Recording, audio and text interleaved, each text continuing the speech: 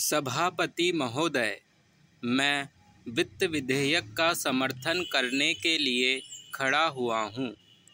उत्तर प्रदेश की जनसंख्या बहुत बड़ी है और उसका क्षेत्र भी बहुत बड़ा है।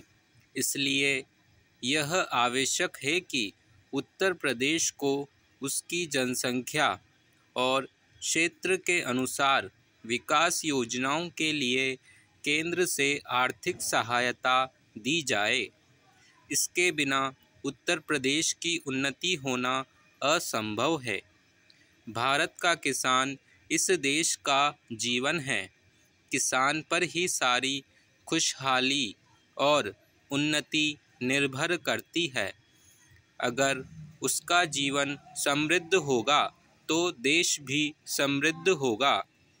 इसलिए यह आवश्यक है कि किसान के दैनिक जीवन की चीज़ें सस्ती हों और उसके खाद और कृषि यंत्र आदि सस्ते दामों पर मिल जाएं।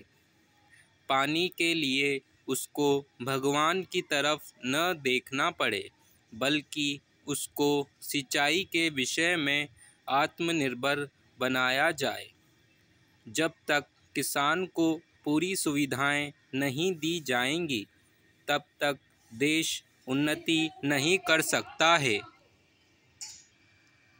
मेरा यह भी निवेदन है कि जिन परिवारों में खेती का काम होता है, उन परिवारों के बच्चों को कृषि विभाग में नौकरी देनी चाहिए।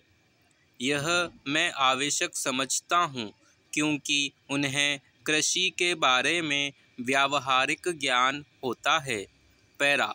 सभापति महोदय, वर्तमान सरकार ने समाजवाद की नीति अपनाई है और सरकार समाजवाद की तरफ कदम बढ़ा रही है। लेकिन हम देखते हैं कि बड़े और छोटे सरकारी कर्मचारियों के वेतन में बड़ा फर्क है। कुछ अधिकारियों का वेतन हजारों में है, जबकि चपरासी आदि छोटे सरकारी कर्मचारियों को सिर्फ 5,000 या 7,000 रुपये मिलते हैं। आज वेतन में यह जो फ़र्क है वह समाप्त होना चाहिए। मेरा निवेदन है कि सरकारी कर्मचारियों के वेतन में बहुत ज़्यादा का अंतर नहीं होना चाहिए। तभी हम कह सकते हैं कि हिंदुस्तान में समाजवाद है। किसान की रोज़ाना के उपयोग की चीज़ें बहुत महंगी होती जा रही हैं। देश में महंगाई दिन प्रतिदिन बढ़ रही है और सारे देश में बेचैनी फैली हुई है।